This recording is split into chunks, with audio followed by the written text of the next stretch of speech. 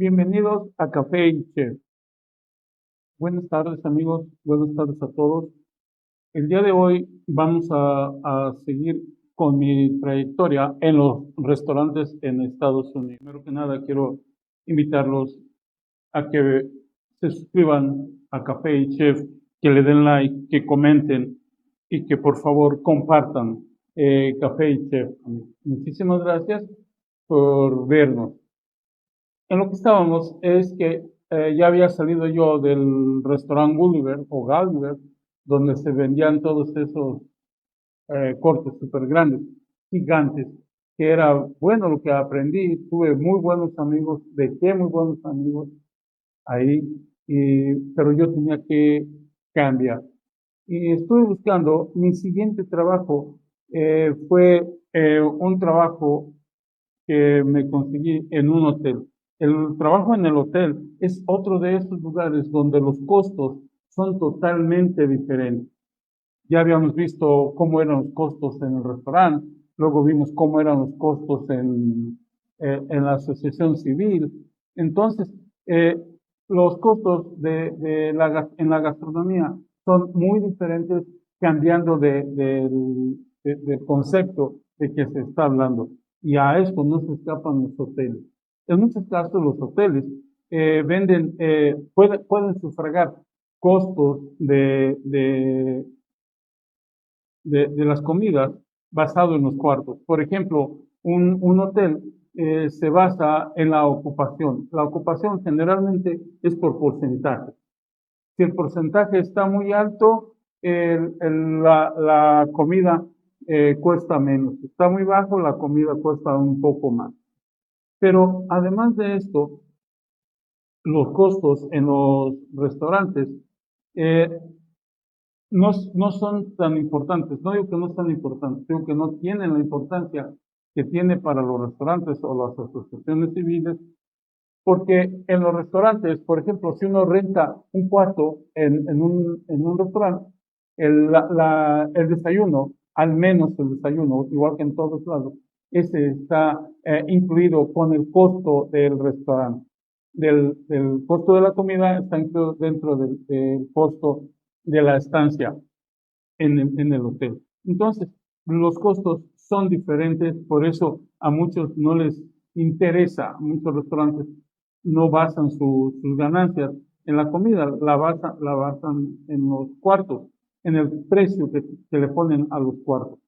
Entonces, pero yo no conocía todo eso, y en este lugar donde yo fui a donde encontré otro, otro lugar para trabajar, se llama Radisson Internacional, que está en la esquina de Catella y Harvard en Anaheim. Es decir, allí a un ladito de Disneylandia. Es conocido como uno de los hoteles de Disneylandia.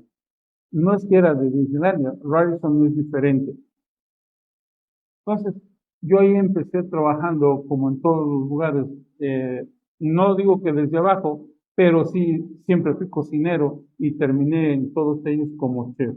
Pronto yo iba avanzando en los puestos. A mí me gustaba mucho lo que hacía y entonces yo le ponía muchas ganas. No digo que mis demás compañeros no le ponen ganas, solo que posiblemente yo era más notorio en lo que hacía. Entonces, era difícil, no era difícil para mí ir aprendiendo, porque yo tenía una ventaja que para ese momento que no tenían muchos de mis compañeros. Mi ventaja, además de la cocina, es que yo hablaba inglés. Mis compañeros no es que no hablaban inglés, pero su inglés era más que nada un inglés callejero. Nada que reprocharlo con mis demás compañeros, pero es que ellos no querían ir a la escuela. Y yo todo el tiempo que viví en Estados Unidos, 20 de los 28 años que viví en Estados Unidos, me la pasé en la universidad. Entonces, pues mi inglés era bueno para ese momento y eso me daba me acercaba más a las personas. Entonces, en ese lugar yo aprendí varias cosas. Yo no había trabajado en banquetes, por ejemplo. Los hoteles tienen esa facilidad de trabajar con banquetes. Y encima de esto, pues como ya dije yo, nosotros, el Hotel Radisson estaba en la esquina, literal en la esquina a 40 metros de Disneylandia. Entonces, ahí llegaban muchas convenciones, llegaba mucha gente que iba de pachanga, llegaba mucha gente de corporativos y todo eso. Entonces, ahí yo viví muchas experiencias que me hicieron mejorar mis habilidades gastronómicas, en el sentido de administración, en el sentido de conocimientos de platillos, en el sentido de los costos, que como ya dije, si bien es cierto que para los restaurantes no importan los costos, pero no importan, quiero hacer un énfasis, no importan cuando es la ocupación normal. ¿Qué es la ocupación normal? Por ejemplo, este hotel nunca bajaba su ocupación del 75 u 80% en temporada regular. En la temporada grande, pues nunca estaba vacío, siempre estaba full. Y cuando está así, pues una cosa son los costos de la cocina en relación a los huéspedes del hotel, y otra cosa son las convenciones, que no necesariamente la gente que va a las convenciones son huéspedes del hotel, son gente que vienen y se hospedan en otros lados por la razón que sea. Entonces, ellos no tienen un cuarto, por lo tanto, el costo de la comida es mucho mayor, mucho mayor, además por el lugar en que está el Hotel Radisson. Y yo ahí volví a aprender otra forma que no se le puede cobrar a todos lo mismo, no se le puede cobrar al huésped, no se le puede cobrar, no necesariamente, se le puede cobrar lo mismo que a alguien que va a una convención. Entonces ahí todos los días, además de la atención al cliente, había banquetes y todo salía de la cocina. Había muchas cosas que eran pues diferente en relación a lo que era un hotel. Ahí fue algo muy bueno para mí. Yo recuerdo a mi jefe de alimentos y bebidas, era un vietnamita que se llamaba Tom, y era canijo el chaparrito este. Me hacía a mí me hacía que retara su autoridad que él tenía, no que decía tener, que tenía, porque yo siempre he sido de retar la autoridad, en el sentido de que si yo veo que lo que tú me dices está a mi contra o a contra de los clientes, pues, o de los comensales, pues yo voy a brincar. Eso para mí en los lugares siempre digo que eso no está bien, y si yo digo que no está bien, pues no está bien.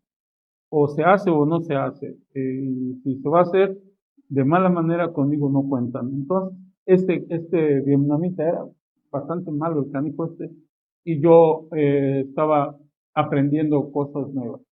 Yo aprendí algo que yo no sabía.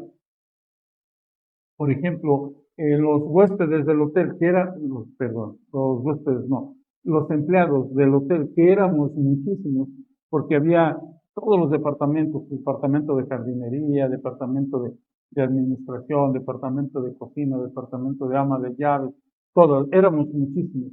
Yo asumo que éramos unos 250 entre todos. Y pues era nuevo para mí que se le diera de comer a tantísima gente gratis. Gratis es una forma de decirlo.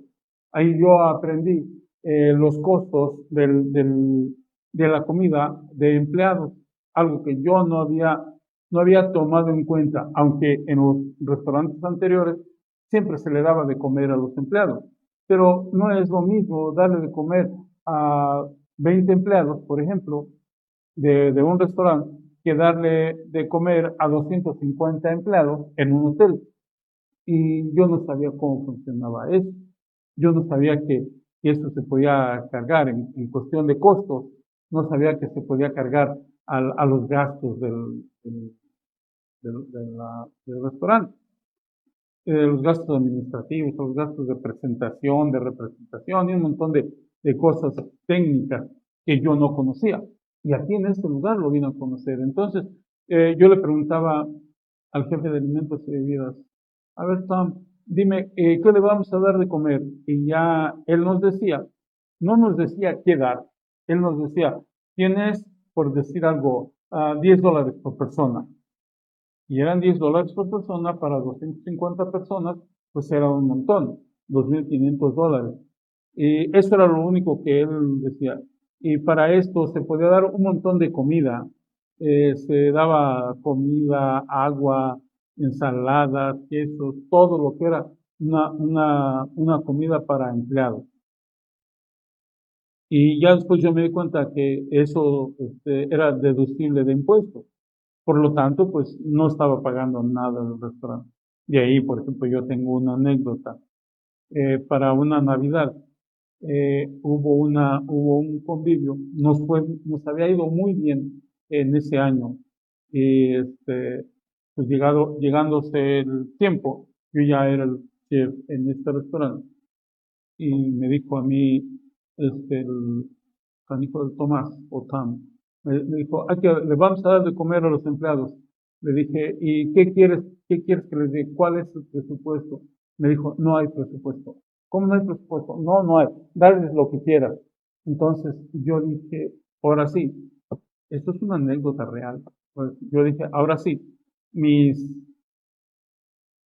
compañeros van a disfrutar de una excelente comida. ¿Se acuerdan que yo dije que trabajé para Gulliver, donde se vendía el Prime, que era de lo mejor de lo mejor? Pues yo dije, vamos a darles Prime Rib a todos. Y me preparé, hice los Prime, me acuerdo, eran como 20 Prime, piezas de este tamaño, de un poquito más de 7 kilos cada pieza. Era un montón de comida. Junto con eso, para el Día de los Empleados, yo había hecho puré de papas, había hecho puré de camote, había hecho, hay ay, ¿cómo se llamaba? Una, una salsa, no es salsa, un acompañamiento. Era un acompañamiento que era a base de maíz, se llama zacatash. El Zacatash era algo que se incluía de normal en los primes, era algo icónico. Y pues yo les hice todo esto a mis gentes y yo estaba seguro que íbamos a estar bien. El lugar donde se hizo fue uno de los grandes salones del hotel donde cabíamos toda esa gente. Y pues empezamos, llegó el día de la comida, de la cena de los empleados y yo empecé a servir. Me aseguré que los primes estuvieran cocidos a la temperatura correcta, es decir, a 102 grados, 105 grados Fahrenheit, algo así como 62, 62 grados centígrados. De modo tal que cociéndolo a esas temperaturas y manteniéndolos a esa temperatura, la carne era súper suavecita, pero además tiene la apariencia de que es como, en términos de cocción, que es como de término medio. Y yo dije, está perfecto, va a ser un hitazo esta comida. Y empezamos a servir platos, empezamos a servir. Yo creo que ya llevábamos tal vez unos 150 platos cuando los platos empezaron a devolverse a la cocina principal. Y me hablan a mí y yo dije, ¿qué pasó? Es que dicen los compañeros, mis paisanos, porque todos éramos hispanos, al menos un 90% éramos hispanos. Dicen los paisanos que si puedes cocinar más el prime porque está crudo. Yo lo vi y era un excelente prime cocinado a 3/4 con todos los acompañamientos que ya mencioné y a mi gente no le gustó porque para ellos les parecía crudo. Ya una vez que yo empecé a ver todos los platos que estaban viniendo, lo que yo hice para darle gusto a mis paisanos fue que en las planchas, que siempre estaban prendidas para esa hora, había 4 planchas y yo puse en todas las planchas, puse a cocinar el prime. Cuando ya se volvió a salir el platillo para mis compañeros, yo sentía mucha decepción, mucha desilusión. La desilusión no era porque no querían comer eso. Mi desilusión era porque era la primera vez que iban a probar algo que solamente los clientes VIP o los comensales VIP comían. Y yo se los había hecho con esa intención de que comieran algo nuevo, algo diferente, prime rib, así como se los había puesto. Fue para mí una decepción total. Y bueno, yo allí aprendí muchísimas cosas en relación a la producción. Por ejemplo, en este lugar había, además de la atención al, al, al comensal, que eran los huéspedes del hotel, además de la atención a los que venían a los banquetes o a las convenciones, además de todo eso, había buffets, diferentes buffets, y había que darles a todos de todo, pero sin pasarnos del presupuesto que nos daba el departamento de alimentos y bebidas. Y yo tuve que aprender de todo eso. Tuve que aprender cuántos dólares, por ejemplo, en un desayuno, lo más que se puede gastar en ese tiempo era $1.70, $1.80, y ya ellos cobraban $5, $4.99 o $6 en los buffets. Había otros lugares que sí cobraban más caro, tal era el caso de Sizzler, que mientras nosotros cobrábamos $6, $5.99 en ocasiones, el Sizzler estaba a $11.95 o a $12.99. Éramos más baratos, pero aún así se ganaba mucho, mucho dinero. Y todo eso yo lo fui aprendiendo poco a poco. Yo lo aprendí porque yo tenía ganas de aprender cosas de administración. Para mí, toda la gastronomía siempre me ha parecido fantástica y yo he estado con ganas de comer más y más y más. Entonces, perdón, no de comer, de aprender más y más.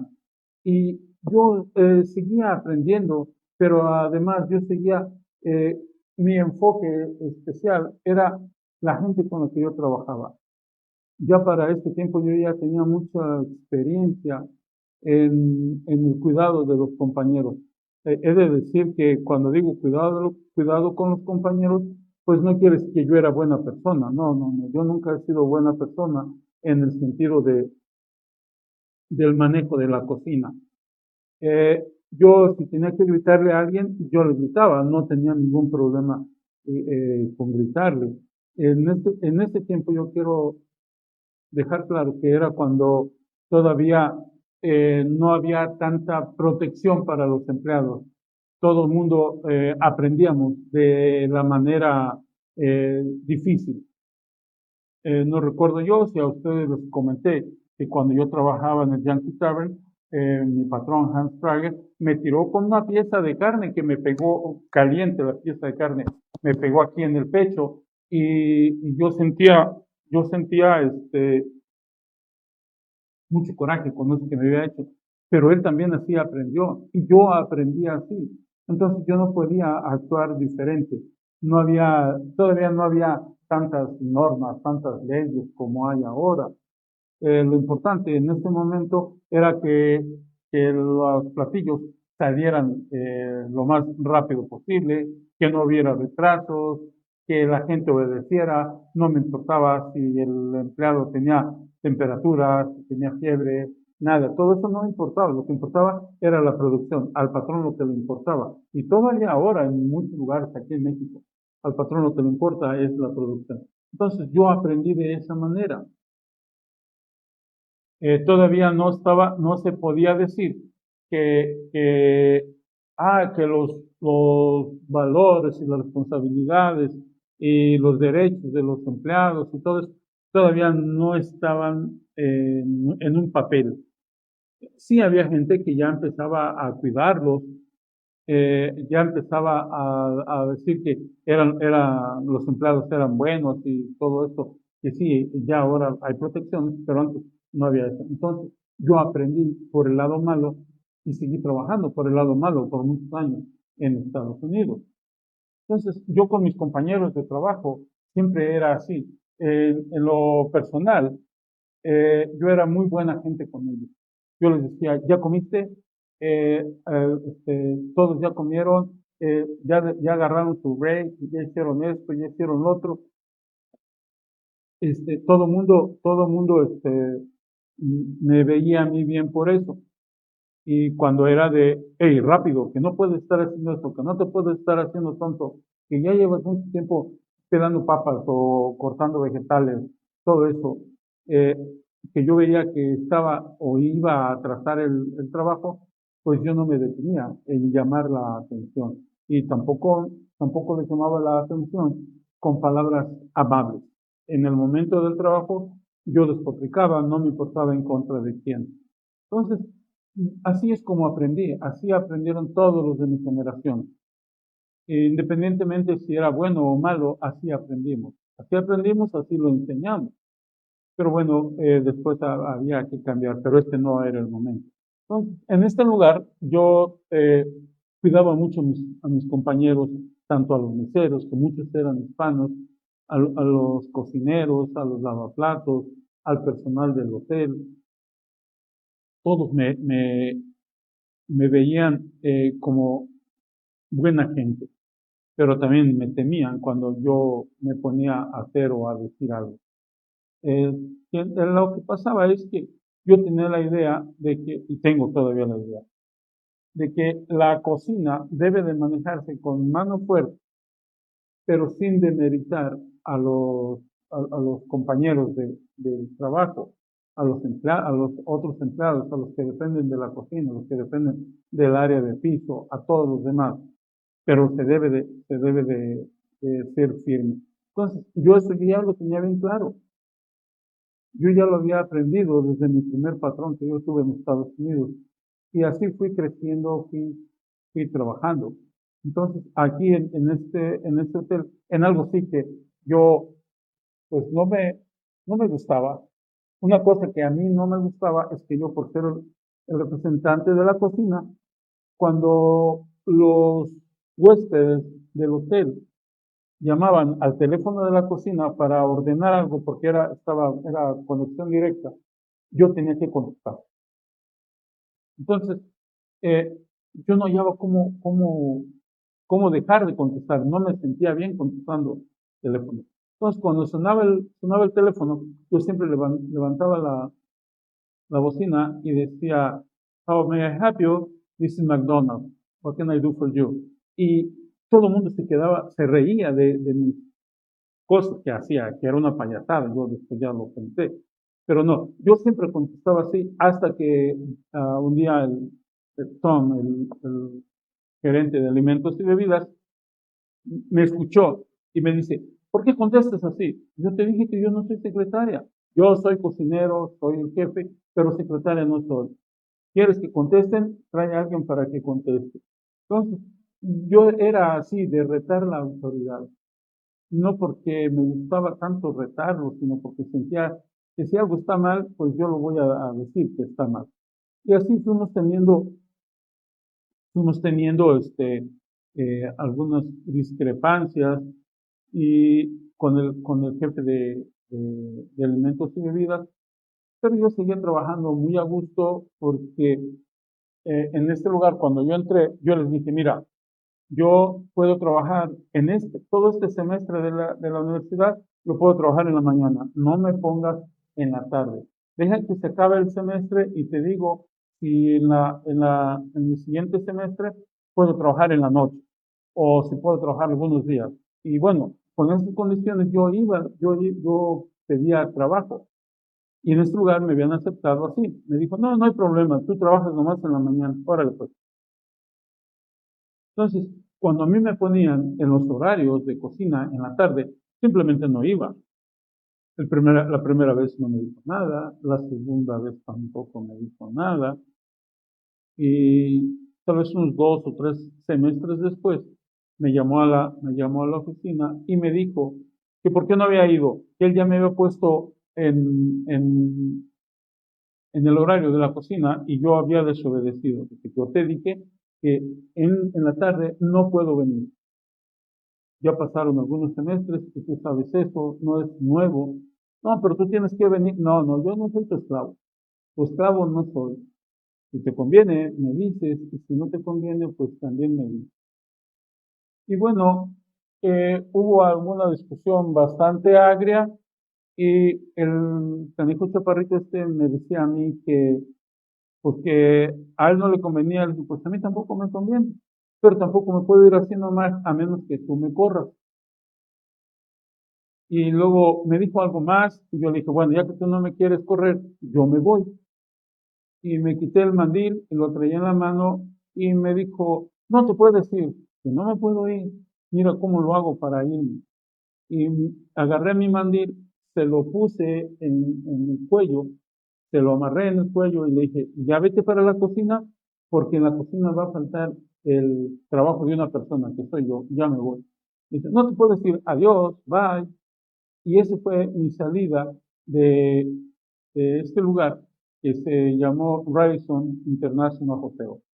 Eso es lo que, mi vivencia de lo que yo tuve en el Hotel Radisson de Anaheim, a un lado de Disneylandia. Suscríbete, comparte, dale like y comenta. Gracias por ver Café y Chef. Nos vemos en el siguiente capítulo. Muchas gracias.